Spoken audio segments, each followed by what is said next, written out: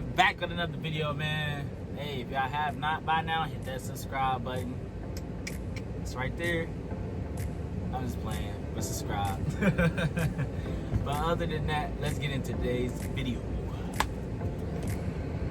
So today's video is about if you want to become a trucker or a truck, semi-trucks, whatever you want to call it. So, tips to becoming a trucker. First step is you're going to need to require you a license for 1 year. Because if you do not have a license and you have not held a license for 1 year, then you automatically won't be getting a CDL anytime soon. I'm sorry, but that's the honest truth. You have to have had a driver's license, a regular driver's license for 1 year. So you're gonna need that. Another tip with that along the way is that you don't want all them accidents and whatever you else got on, driving drunk, whatever, driving crazy. You don't need that on your license as well. That's gonna also get you no CDL. But let's get into part two. Second, if you already do have the license for that 1 year, that's gonna get you a plus to go ahead and get you that requirement for a CDL. So once you do all of that, you're gonna need to get you a CDL permit. You gotta go ahead and go take a CDL permit test, and you can go take it yourself. It's the acknowledgement test. I would say go ahead and take tankers as well, so you can have that on there as well. You know, you want to have all your options open, tankers. So it's general knowledge, air brakes, and combination vehicles. Those are really the only three that you really need to take. But I was just saying, if you do go ahead and get your tankers, and right along with your tankers, get your hazmat. I mean, why not get all of them? But I mean, if you don't want to do those other two, the tankers and the hazmat, you don't have to. But I mean, I just wanted to make sure that everybody have all the options open. You know, once you fully get that experience to expand your horizon, of being a driver. So basically, if you do take the test by yourself, then you take your general knowledge, air brakes, and combination vehicles. You took those three by yourself, then congratulations, you're gonna get you a CDL, Class A CDL permit. And then from there, you're gonna go to a school. But for me, I already went to the school to take that, so the school also provides that. So you can also go to school. So for the people that's wondering, you can go to school and get a permit with a school. The school I went to was KLLM. I went to that school, pretty good school. So yeah, so you really do need that CDL permit. That's gonna be the first step to making sure you get towards that CDL. So either or, take it by yourself, or on the other hand, go to school. So you got two options. But still, at the end of the day, you're gonna end up back at the school. So once you get that permit, now you gotta find you a school, because now you have to, because it's a requirement now. You have to go to a school to obtain a CDL. That's just the new rule now. So once you get to school, they're gonna try to teach you the basics, which would be straight backing, parallel, and some other ones, offset, if I'm correct. If I'm missing any, put them down in the comments. I'm trying to make sure, keep it short and brief. Yeah, so those were like some main ones we did. Yeah, so you're gonna learn those. Pretty fun. So just keep your head level, man. Hey, in there drove trucks, don't be beating yourself up. Everything is the opposite. So know that everything's the opposite. So if you had a problem, also in a truck, turn towards the problem, and that's a good tip. So if you're ever having a problem, turn towards the problem, so that way you can get away from the problem. Basically, I know it doesn't make sense, but hey, I'm just giving you some one-on-one tips on that. From there in school, also you're gonna start going out on the road with a person that's just gonna monitor you and see how good you are on the road. So that's a requirement when you're at school. So you're gonna have somebody in there. You're gonna have a lot of people probably in the back. They're gonna change the bunk to like some seats or something or whatever, so you can sit down and be safe. So you be just like in the seat like I am right now. You'll be driving. Make sure your seatbelt is on and stuff. Make sure your mirrors is properly adjusted. Make sure the mirrors is properly adjusted the way you can see. Scoot your seat up. move it however you want it to be moved, because that is very important. I mean, driving, make sure everything is good. Make sure you check everything. Make sure you can see along the side of that trailer. Make sure you got your hood mirrors so you can see, you know, the cars that might be on the side of you. Just some tips. Okay, from there you're gonna start learning how to do a full pre-trip on your truck and trailer.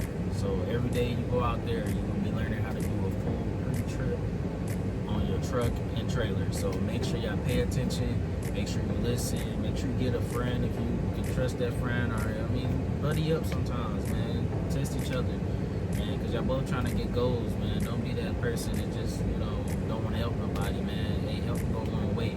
So buddy up if you want to, but if you're not a friendly person, don't buddy up. Learn the whole truck from your truck and trailer. Second, we're gonna do the NCAF test as well. You're gonna have to do an NCAF where you're gonna have to tell them, you know, stuff, basically the regular stuff. If you want a video on an NCAF test, make sure y'all comment down below, and I will do a full NCAF test for y'all. And I do a pre-trip on my truck and trailer for y'all as well, if y'all want that as well. So basically that's really it. You're gonna do that to day-to-day basis. Make sure y'all remember your full pre-trip from truck and trailer, and then your NCAF. That is very important. Now that you've been doing your straight back, your parallel, your offset, your pre-trip from your truck and trailer, and your NCAF, it gets to the good part. They're gonna not only maybe like 3 weeks from then, mainly, maybe, I don't know. I know it took me about 3 weeks before we end up going to the testing site, because you're going to get to the testing site, and all that stuff you've been learning from now is going to get you to that point where you're trying to do now. So first thing you're going to do is they're going to bring you outside, and they're going to make you do a pre-trip, a full pre-trip. Most states don't, so make sure y'all know that most states don't make you or require you to do a full pre-trip and post-trip, because I learned that. Let me go ahead and add this in there. I went all the way to Utah, and they did not require me to do a full pre-trip on my truck and trailer. They had A, B, C, D. I think it went all the way up to D section. So they had been like, all right, but you gotta still remember it all, because you don't never know what letter they might give you. So it's still kind of easy though. So you don't have to do the full truck and trailer. You still have to learn it, but at the end of the day, they gave you a letter. You just only have to tell them about that letter. So they ended up giving me around the fifth wheel area. I can't remember what letter that was, but basically like the apron, fifth wheel, and everything else from there. So yeah, but let's get back to the video on that part. So, basically, I know Indiana was required when I went to KLLM. So when I went to KLLM, they made me do a full trip, post trip first, truck and trailer. And from there, if you pass that, you're gonna go ahead and you're gonna get inside the truck. If I'm correct, that'll be the second step. You're gonna get inside the truck, and you're gonna be an NCAF. So make sure you are studying that NCAF, because your test can end quickly right then and there. You won't even get a chance to even start the truck. So from there, once you do that pre-trip from truck and trailer, you do your NCAF. You're gonna go ahead and head over to your straight back, offset, and parallel. Once you do all three of those, I'm not for sure if every state requires that, but I did those. And if you can correctly do those maneuvers without hitting the cones, knocking the cones over so many times, because it's points, it's a point system, so you do get points. About time you point that all the way up. You point out, test can stop there too. So make sure you are staying in them cones and watching the mirrors, and you know, making sure you get out and look. Make sure you get out and look the whole time you be doing it. But you don't want to get out too many times. That's also points, which makes no sense to me. And when you start driving trucks, they always tell you get out and look constantly. So I guess getting out and look too was points, because it was making points. Yeah, so don't get out too many times.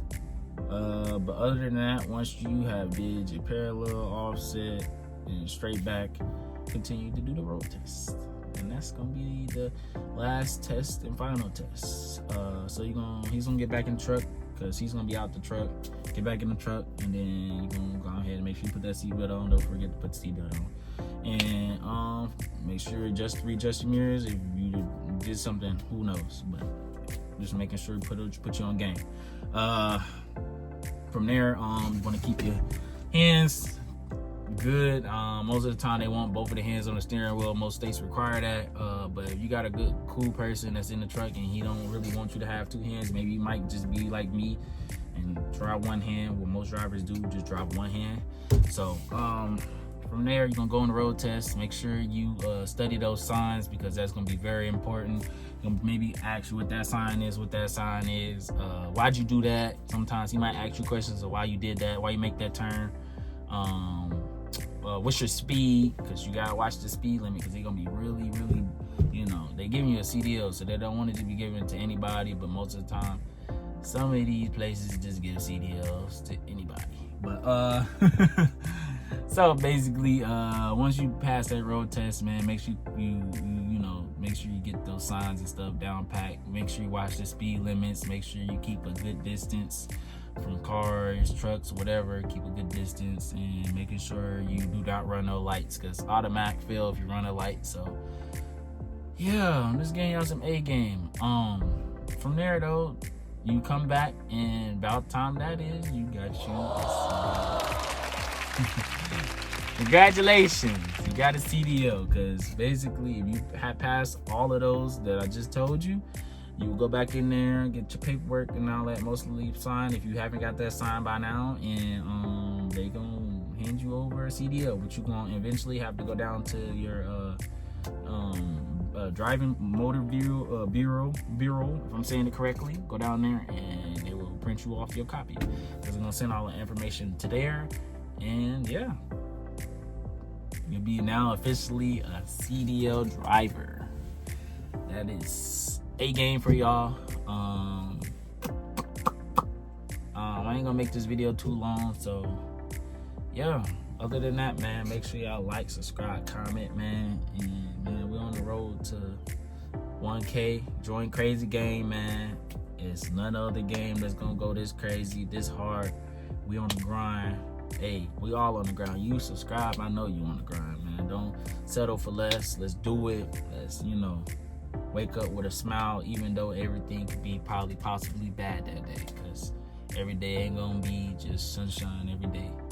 So if I left anything out in this video, please comment down below. That way, if I did miss anything, y'all go to the comments and read some of the comments, because maybe I might did leave some good tips out too. So yeah, do it, Lego.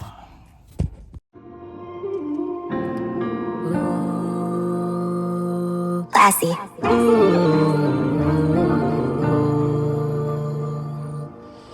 Magic, where you going? You. And I mean it from the bottom.